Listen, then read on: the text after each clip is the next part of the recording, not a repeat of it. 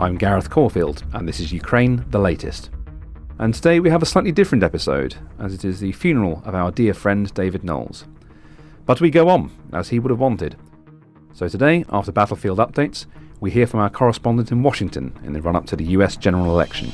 Bravery takes you through the most unimaginable hardships to finally reward you with victory. The first duty of my government is security and defence, to make clear our unshakable support of NATO and with our allies towards Ukraine. Kyiv stands strong. Nobody's going to break us. We're strong.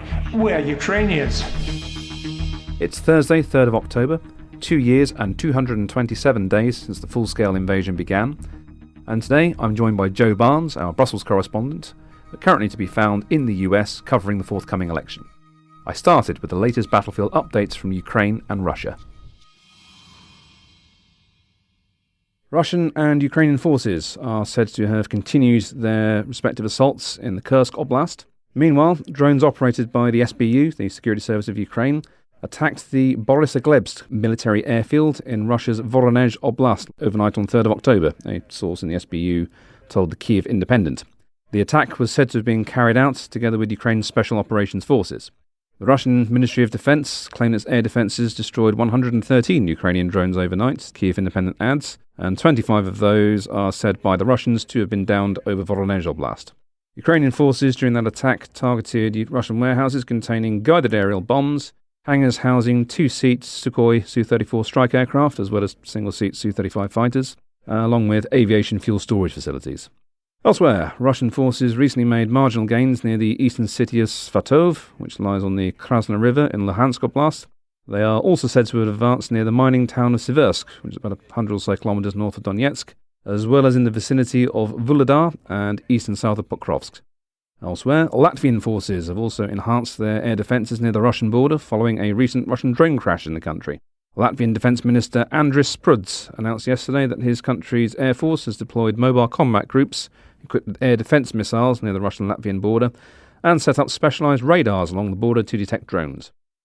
And meanwhile, breaking story just before we came on air, NATO's new Secretary-General Mark Rutte has made a surprise visit to Ukraine just days after taking post. Speaking at a press conference with President Volodymyr Zelensky in Kyiv, Rutte reiterated that Ukraine's path towards NATO is irreversible, the Kyiv Independent tells us. I shall now hand over to our Brussels correspondent Joe Barnes, who, mildly confusingly, is in fact in the US today. Yeah, good to be back. Very early in Washington, here on a sort of special Telegraph project covering the elections, but still very much with a focus on Ukraine. First of all, if I seem ill-prepared, that's because I am. I've been watching David's funeral, like many of you that couldn't be in attendance at the bride's today. Really touching service, unfitting of such a great friend and talented journalist and a son and a brother.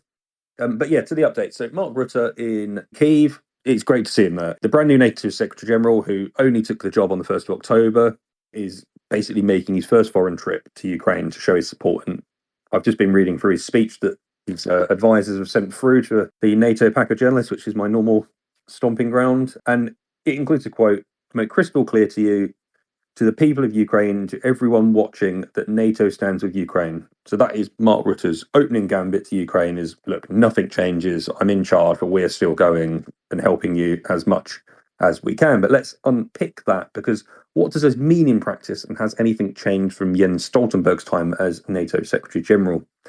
The answer to the latter is not a lot. So reading through Rutte's speech from Kyiv, you can spot many similarities to those delivered by Stoltenberg. Phrases like NATO allies have contributed 99% of the military aid to Ukraine. That is something that I believe Mark Rutte said in an interview with me, and he's put it in every speech I can remember. Rutte reaffirmed details of NATO's plan to set up its own command structure to deal with the provision of security assistance and training for Ukrainian forces. And then finally, there is this pledge, as Gareth was mentioning, the irreversible path to membership. So Rutte didn't actually use those words, quite interestingly, but he did basically say, look, we're going to keep making Ukraine closer to NATO until it finally joins as a member. I've always believed those lines to be slightly disingenuous when you talk about irreversible paths to membership. the line irreversible doesn't actually provide any serious movement towards membership, even after the war draws to a close. Which is why Mark Rutte might have actually left those words out. This is me sort of theorising, but as Dutch Prime Minister, he was a staunch backer of Ukraine and probably felt slightly put out by attempts to stifle and not offer Ukraine a formal invite at the last few summits, mainly in Vilnius, in Washington, DC. He wasn't leader in DC anymore of the Netherlands, but he basically formulated the policy that took the Netherlands into that summit. So yeah, he would have been slightly upset. And so, as it stands, nothing has changed on this membership track. But as we know from President Zelensky and his victory plan, it relies on cast iron guarantees like NATO's Article 5 mutual defence clause, that an attack on one member is an attack on all of them. A promise to essentially come in aid of your allies. That Ukraine's victory plan relies on some form of security guarantee akin to NATO Article 5. I'm not saying Article 5, but akin to NATO Article 5.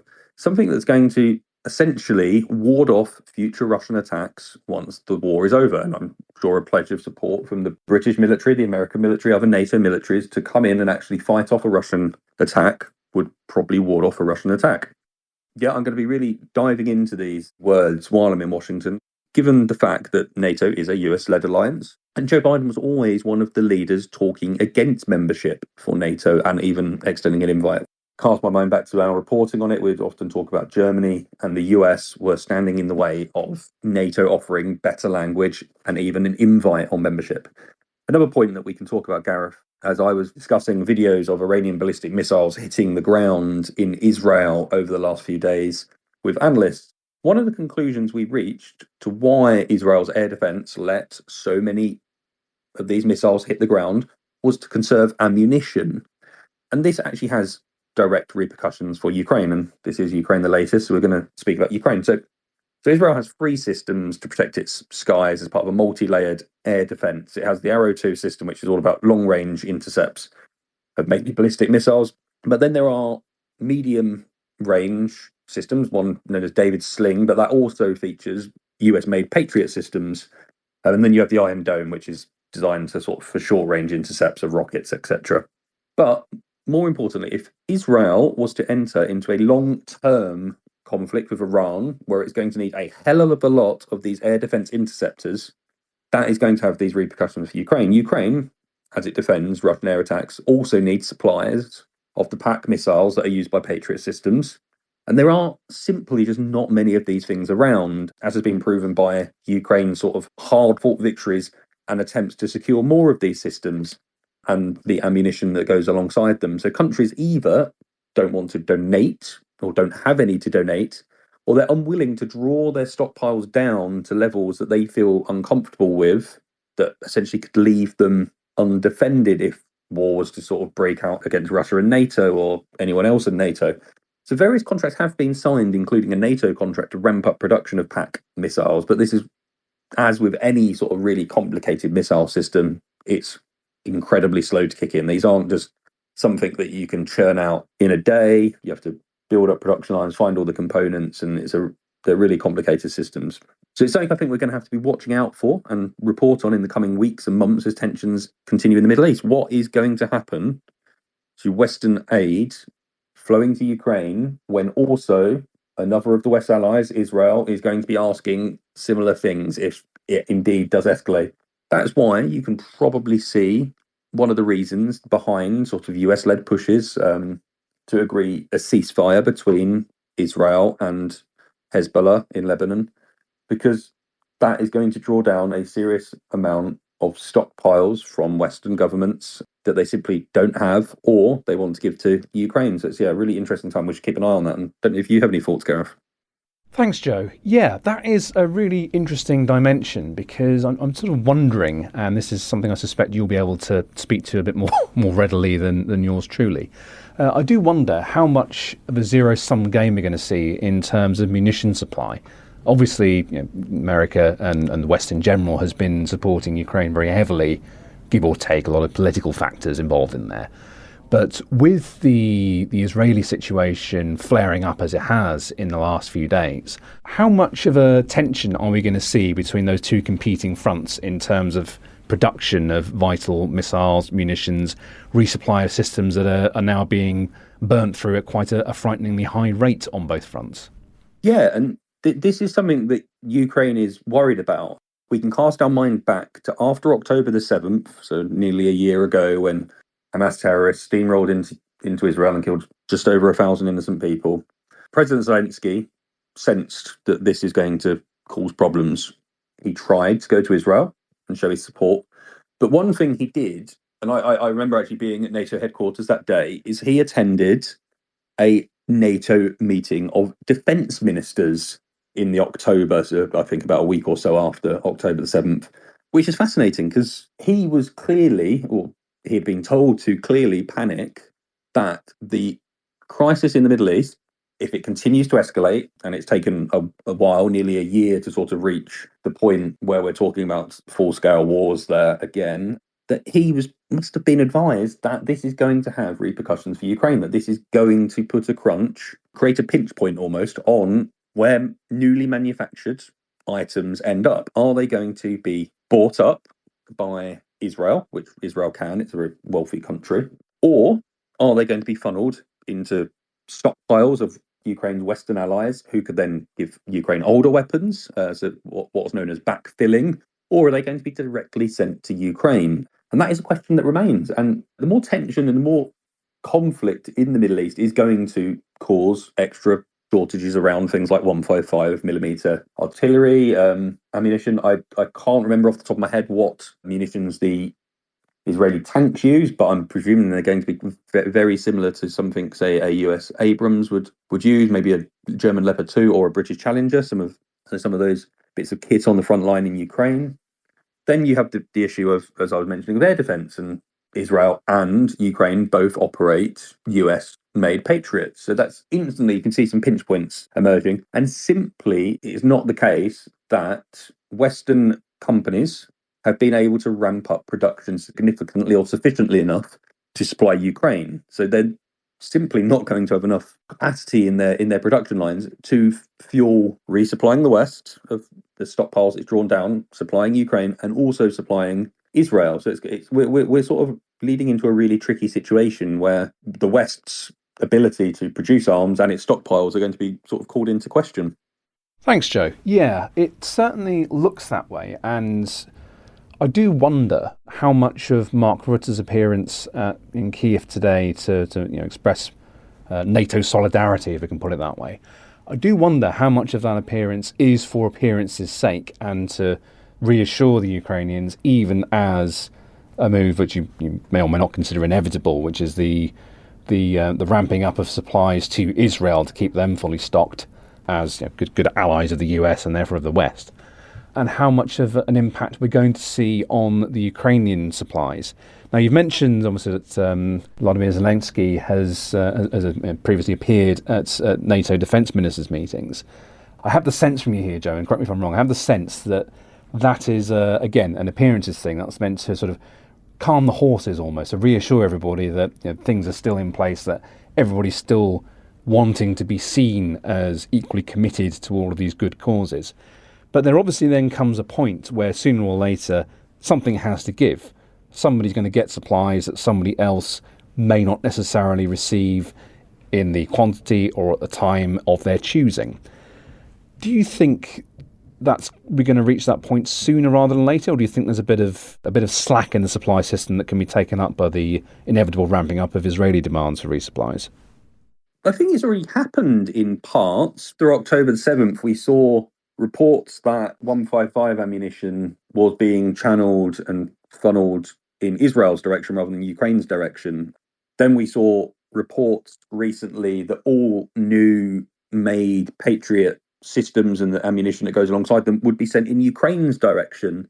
So essentially one party on either side, whether it's Ukraine or Israel, are always going to be slightly upset by the outcome of this. And it's going to be a really tricky balancing act, because both Israel and Ukraine are seen as very close allies to the West. So Ukraine is actively trying to join that Western sphere of influence by joining the EU and NATO. Israel doesn't want to do that, but it's always going to be considered our closest ally in the Middle East. It's very important for intelligence But yeah, there are going to be tensions. There have been tensions on 155, on potentially Patriot ammunition already. Those tensions are only going to get worse in my eyes. Thanks, Joe. And obviously, you're out stateside covering the run-up to the US elections. What's the general strength of feeling towards Ukraine among the candidates at the moment? And is there anything sort of interesting, different, or something you sort of pick out and highlight there that may not have got the airtime it should have done? So there was a debate with the vice presidential candidates, J.D. Vance and Tim Walz, earlier this week. Ukraine didn't actually get a mention at all. There was a short, I think the first opening question was on the situation in Israel. That is because Iran had just launched nearly 200 ballistic missiles at Israel just before they went on air. That's one thing I've noticed. It's not a slant to our American friends, that the debates are often, and the debate around the focus on these presidential elections is either very domestic focused, or when it comes to the news. When Volodymyr Zelensky was in Washington and in New York for Ungarn to meet Biden and Trump and Harris, there were lots of questions about what are you going to do about it? And you had Kamala Harris come out and say, basically accuse Donald Trump of trying to negotiate or formulate a plan to cede territory to Russia in exchange for peace. And Kamala Harris called that a surrender to Russia. So basically called it for what it is.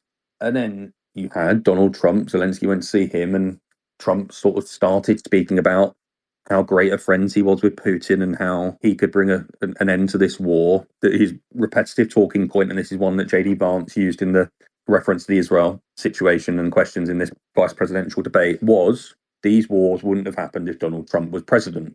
That we don't know, we're never going to know. But that seems to be the attitude, is that Donald Trump can come in and instantly fix these things. He's not really revealed much of a plan. He refused to answer questions when, I think it was a Ukrainian journalist, sort of shouted a question at him and Zelensky when they were meeting in New York, saying, "Oh, what's your plan?" And he was like, "Yeah, I'm not going to discuss that." Kamala Harris, I would expect much the same as Joe Biden. I don't see much change in her sort of posture, her talking points. So I think Trump's the interesting one here. He's the sort of the one to look out for, but we don't really know what he's going to do. I think that's why Ukraine and equally Russia are probably both panicked by the prospect of a Trump presidency, because he is simply unpredictable. On one hand, he could say to Zelensky, "Look, I've got you a peace deal, but you have to give away the Donbass." Is that going to fly? Probably not. But is Zelensky going to then get the threat of, well, if you don't take this peace deal, we're going to cut off weapons supplies and you're not going to be able to fight them anyway? So he's kind of forced into that corner. But on the other hand, Vladimir Putin could be told, look, if you don't agree to get out of Ukraine entirely and then start peace talks, I'm going to give Ukraine everything it needs to beat your army into a pulp. And that is just the unpredictability of Donald Trump, which leaves everyone panicked. That is how I'm seeing it so far. It's not been, Ukraine sadly hasn't been sort of one of the main factors in the election debate since I've arrived, but it could well play out as talks progress, because we've got, in about a week or so's time, we have a leaders level meeting of the Ramstein format, the Ukraine contact or defence contact group, where NATO leaders plus more, so it's about 50 of Ukraine's Western allies, are going to meet in Germany at the US Ramstein Air Base, and they're going to talk delivering weapons, talk Ukrainian needs, talk plans to end the war, victory plans that Volodymyr Zelensky's been speaking of in America. So yeah, I think that's the next point, because if there's some movement there, then actually Harris and Trump, they're going to be forced to address what's going on and actually move with the movement on Ukraine. Because at the moment there isn't a lot going on in terms of big diplomatic pushes. They've had the victory plans. I think the Americans have said they're skeptical. Donald Trump clearly has his own ideas. But until something concrete happens on that, there's not going to be much movement in terms of the election. The impression I'm getting is that after 2 years of war, Ukraine is starting to recede into the background a bit of American politics, and then it's become, I mean no disrespect by this, it's become almost sort of part of the furniture. It's a sort of ever-present thing that's ongoing. In that regard, I do wonder whether both the main presidential candidates are sort of treating it as such, as just sort of yet another thing that's on the plate, one item out of many. Do you think that Ukraine is diminishing in importance or in significance for the candidates in the run-up to the general election? In short, yes, I think so. So what's quite staggering is when I'm often doing the podcast in Brussels, I'm doing it from my front room of my apartment, and I'm looking out over what's known as the local commune, basically at the town hall of my local neighbourhood. flying outside that town hall is a Ukrainian flag alongside the Belgian flag, a show of support, show of solidarity. That's the case in a lot of European cities. It's still very much at the forefront of European thinking. I have been sort of trying to cycle around DC, and I haven't reached sort of some of the more far-flung suburbs where people actually live. But what I have seen is only one Ukrainian flag being flown outside of a property in Alexandria, which is just across sort of in the direction of the Pentagon for anyone that wants the geography. And that just struck me as, why are politicians fighting a domestic election going to have Ukraine as a big issue if it's just not really in the minds of voters? And this is just a very small, unscientific sort of sample size of just looking at things. It just seems to me that maybe on the minds of American voters, it is thousands of miles away across the Atlantic, another continent, as Donald Trump would say, someone else's problem. And does that reflect in the election? Possibly it does. Is Kamala Harris and Donald Trump sort of speaking big on Ukraine, coming up with plans to end the war, to support Ukraine's desired victory against Russia? Is that going to win them votes at home? Probably not. It's great on the world scene, but they're fighting to be elected by American voters. So yeah, I think Ukraine has receded not into the shadows, but into the background of somewhat of the mind of the American electorate. Please, Americans, you'd be able to tell me that it's not the case for maybe a small majority, a majority, maybe even a minority of you. But then even I wrote yesterday a bit of an analysis piece on essentially the foreign policy disaster that Joe Biden is going to leave to his successor. He arrived in office pledging to basically overhaul America's foreign policy institutions after a turbulent time under Trump. But when he leaves the White House in January, the war in Ukraine is going to be a month short of its third anniversary, if it's still going on. There's no telling what's going to be happening in the Middle East. And then there is also that potential threat of the Chinese invasion of Taiwan, which is a key US ally. And actually, the US is more interested in looking, in a security sense, at the Indo-Pacific than it is at Europe at times. And yeah, that's quite the in tray for a new president to basically get their teeth stuck into. Ukraine is only part of that. So yeah, that's why I sense it's hit the background a little bit, and it's for people like us to carry on banging the drum as supporters for Ukraine and make sure those questions are asked and the issue is addressed and kept at the forefront. Ukraine the latest. We will now be playing an excerpt from David's funeral service today. It was held at St Bride's, the journalist church in central London, very near to the historical home of the Telegraph on Fleet Street.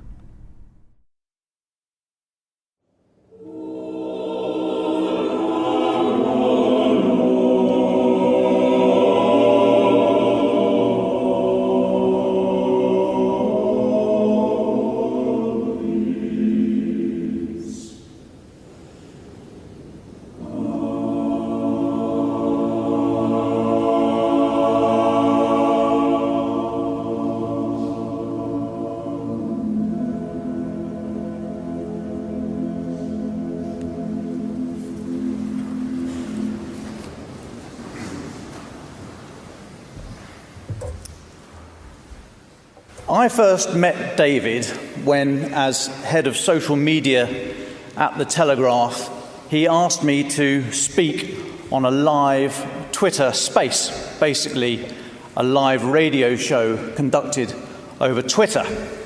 That was on the first day of Russia's full-scale invasion of Ukraine, February the 24th, 2022. It went well, so we kept doing it, with the live episode polished and turned into a podcast. David and I became good friends. I would teach him about the differences between a tank and an armoured personnel carrier, and he would teach me about the differences between Lefroy and Bunnahabhain, whiskies from his beloved Islay. In our new studies, we supported each other with gusto. He tried to interest me in cricket, recreating most Mondays the actual arm movements of the delicate shots he had attempted the day before. Bowling in a small studio was harder to replicate safely, and I feared for the microphones, but he gave it a go, especially if he'd taken a wicket, which I'm told did occasionally happen. He had a puckish sense of humour. Before joining the Telegraph, he studied at City, University of London, where he learnt the dark arts of social media. He then worked at the World Economic Forum in Geneva and at the Mail Online, including a spell in New York. Throughout, he excelled in incessantly chatting about whatever was going through his mind at that precise moment. Maps, national flags, minor league football fixtures. When conversation dried up, he'd go on his doctor's rounds with a few laps of the newsroom, dispensing random points of obscure fact, whether you'd asked for them or not. And of course, he invented Guess the Chin, based only on a tightly cropped image showing just a chin. The often reluctant player had to guess the celebrity or colleague. Answers included me, Liz Truss, and Telegraph editor Chris Evans. There are many more funny little stories about this funny little man. But of course, with his singing, his music, as we've heard, he chose the anthems sung today by the choir. His love of culture, language, and a curiosity that was both soft and granite hard at the same time. There was so much more to this gentle soul who touched so many. So many that this service is being live streamed to people all over the world. Friends who knew him through the podcast, even without meeting him. Friends who have told us in their thousands of their tears upon hearing the news of his loss, and who have sent love, cards, and somewhat bizarrely from New Zealand, Marmite, to his family, his friends, and his colleagues. There were many parts to David, but no side. You got what you saw.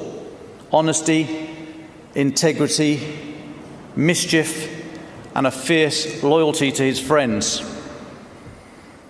He drew the best stories out of the most protected places with grace and compassion, with silence and with an utter absence of ego.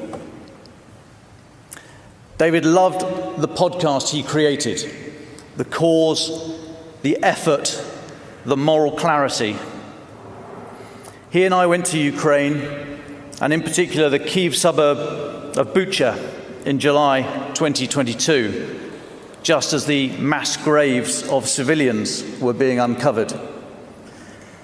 David told the story of Russia's effortless vulgarity and cynicism with neither fanfare nor performance, but instead with cool accuracy, better to help any future process of justice. Just as when he later returned to the country accompanying an aid convoy, he always gave the story the space to breathe and explain itself. He most enjoyed talking to the people of Ukraine, represented in this magnificent church by the flowers on the coffin donated by the Ukrainian embassy. He worked to educate himself about the people and their country so that he would be a little bit better at his job every time the red on-air light illuminated. So was he good at his job? Well, this year he picked up the Best News Podcast Award for Ukraine the Latest. I say he picked it up. He was, of course, late for the award ceremony, but he made up for that later. Another prize, one of immeasurable value, His work annoyed the Kremlin. They may say they have no idea who this David Knowles is, don't care for his work, but they still sanctioned him for his reporting. And you're watching now, aren't you, boys? So yes, he was good at his job. He has, of course, left a hole in all our lives.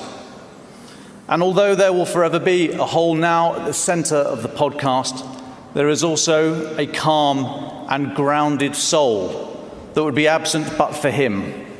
That will endure, just as we will ensure that so too will his work. So when Peter and Kay asked me to say some words today, I was as honoured as I was terrified. What could I say of my funny, scraggly-chinned friend that wouldn't earn from him a withering, wide-eyed comment of cutting, but oh so perceptive and perfect sarcasm? I decided that as our relationship had been born of social media, it was to social media I should turn to illuminate our friend. I look back over the last few months of his Twitter posts. What did I find? I found his love of music from April, whilst publicising a Telegraph story headlined, "Flamethrowing robot dog that can shoot fire up to 30 feet goes on sale in the US." David had added, "Going to buy one to hunt down audience members who eat sweets, cough, or talk in the Royal Festival Hall."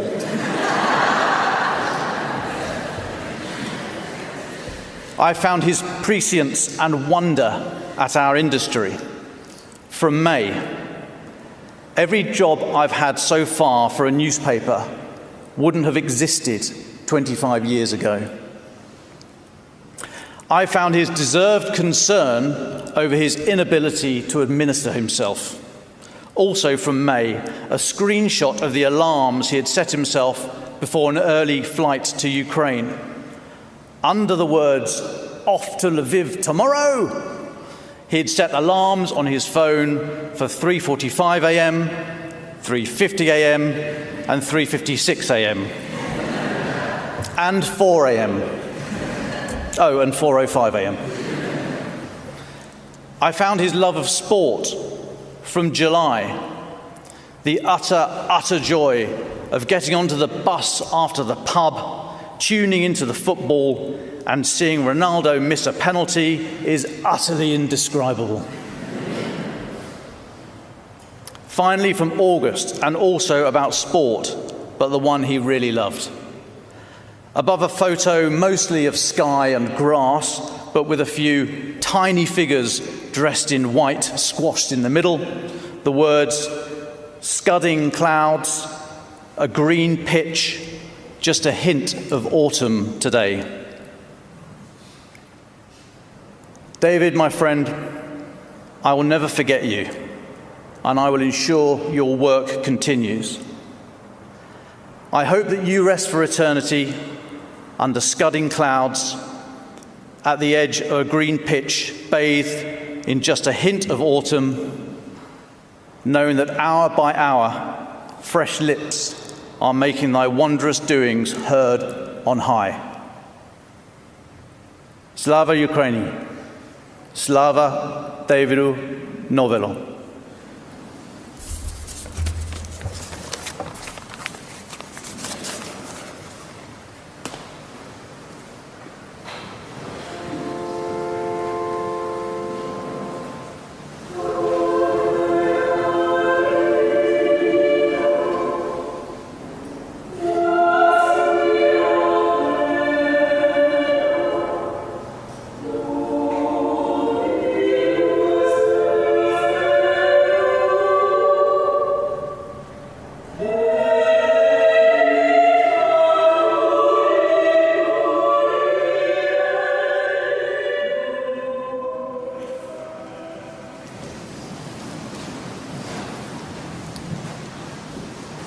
Out of the depths, I cry to you, O Lord. Lord, hear my voice.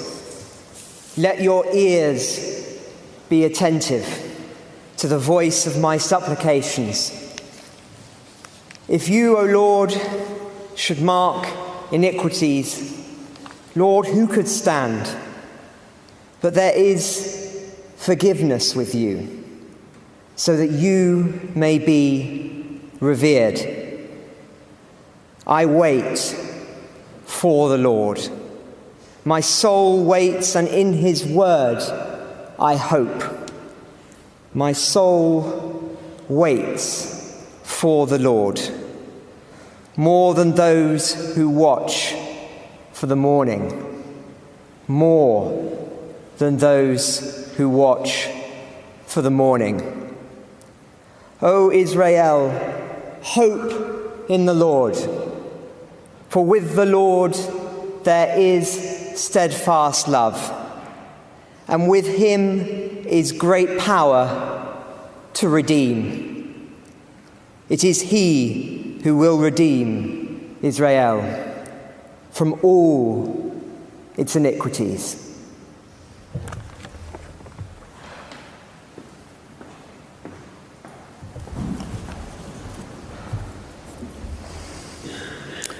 David loved life. He valued friendship, and the world loved him back. Let me begin by greeting you on behalf of Kay, Andrew, myself. I'm Peter, David's dad. Greeting those here in the church, those standing outside, and those online, especially those joining us from Ukraine. That you, who have suffered so much and lost so many of your loved ones, want to join us today and mark our loss is remarkable, so thank you. My subject is the life of this young man from the moment of birth, wide-eyed and inquisitive, through his 32 years. David was always ingenious. At fielding, he invented rules for a football game which could be played on paper just with a pen and dice. He created a similar game based on cricket scores for the more difficult editorial meetings at the Mail Online. One moment only from his broadcast history, his interview with the Archbishop of Canterbury on his return from Ukraine on the theme of forgiveness. Hearing David discuss favourite psalms with the Archbishop. He was talented, and where he wasn't talented, he was enthusiastic. He set up a cricket team, the Larkhill Wanderers, where he was both a lower order batsman and a lower order bowler. But he loved every moment on the field, and he would replay those moments to us, whether we asked him to or not. Turning to his last days, he and a friend, Connell, had travelled to watch one of the more unusual international football fixtures, Gibraltar, at home to Liechtenstein.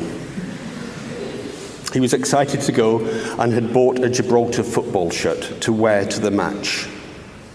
A few hours before, David fell ill and he died of a heart attack. Connell did everything possible to revive him, and so did the paramedics and doctors. We are so very grateful to Connell, to Adelie, and another friend, Alex, who travelled out to Gibraltar to support Kay in the days that followed. I also want to thank the Royal Gibraltar Police and the Metropolitan Police for their thorough inquiries, the Governor of Gibraltar, and everyone who has sought to help the family. Watching David broadcast without any fuss at all from his grandma's living room at Lefroy, we didn't understand then how far his words reached out and how they were so deeply valued. We've been overwhelmed by kindness and by your messages. To the Telegraph, who've been so generous and kind in supporting us through this period to honour David's achievements, thank you.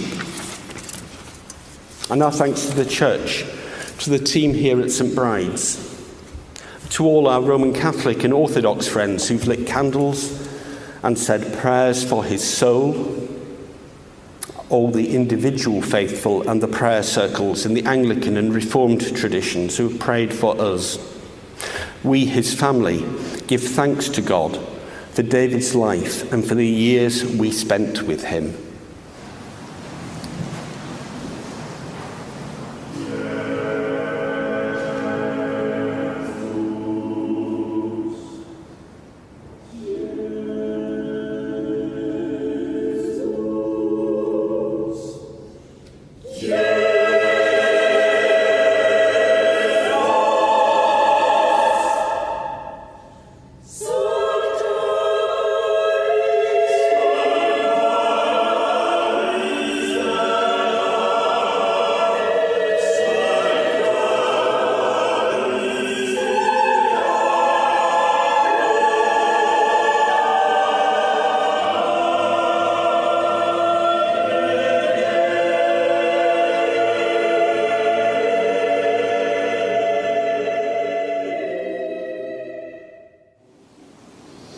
David, beloved child of God, may you who have left the shadows of this world behind rise on the wings of the morning as we prepare to take our leave of your mortal remains.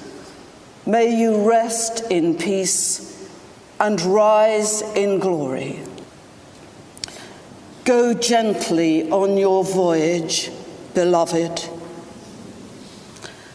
Let love call you home on the ebb tide. May the moon light a way across the waters for you.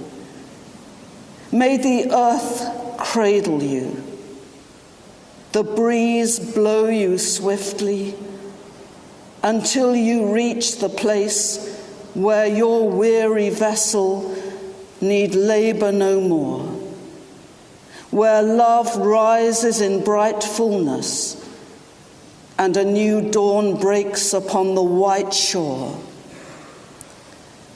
Go gently, beloved. Go gently.